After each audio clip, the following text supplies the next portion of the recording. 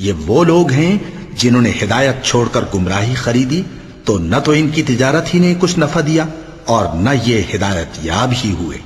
ان کی مثال اس شخص کی سی ہے جس نے شب تاریک میں آگ جلائی، جب آگ نے اس کے ارد گرد کی چیزیں روشن کی تو اللہ نے ان لوگوں کی روشنی زائل کر دی اور ان کو اندھیروں میں چھوڑ دیا کہ کچھ نہیں دیکھتے۔ یہ بہرے ہیں، گونگے ہیں، اندھے ہیں کہ کسی طرح سیدھے رستے کی طرف لوٹ ہی نہیں سکتے۔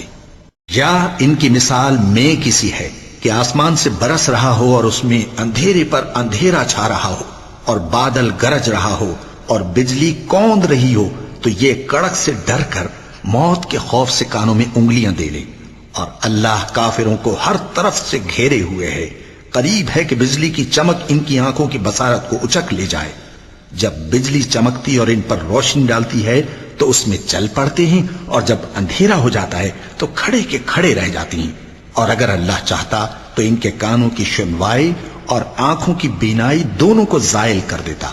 بلا شبہ اللہ ہر چیز پر قادر ہے۔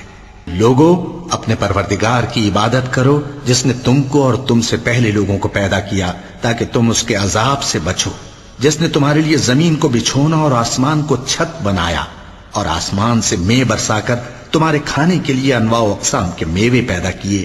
پس کسی کو اللہ کا ہمسر نہ بناؤ، اور تم جانتے تو ہو۔ اور اگر تم کو اس کتاب میں جو ہم نے اپنے بندے پر نازل فرمائی ہے کچھ شک ہو تو اسی طرح کی ایک صورت تم بھی بنا لاؤ، اور اللہ کے سوا جو تمہارے مددگار ہوں ان کو بھی بلا لو اگر تم سچے ہو۔ پھر اگر ایسا نہ کر سکو اور ہرگز نہیں کر سکو گے تو اس آگ سے ڈرو جس کا ایندھن آدمی اور پتھر ہوں گے اور جو کافروں کے لیے تیار کی گئی ہے۔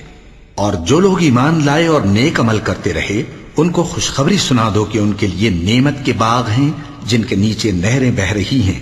جب انہیں ان میں سے کسی قسم کا میوہ کھانے کو دیا جائے گا تو کہیں گے یہ تو وہی ہے جو ہم کو پہلے دیا گیا تھا، اور ان کو ایک دوسرے کے ہم شکل میوے دیے جائیں گے، اور وہاں ان کے لیے پاک بیویاں ہوں گی اور وہ بہشتوں میں ہمیشہ رہیں گے۔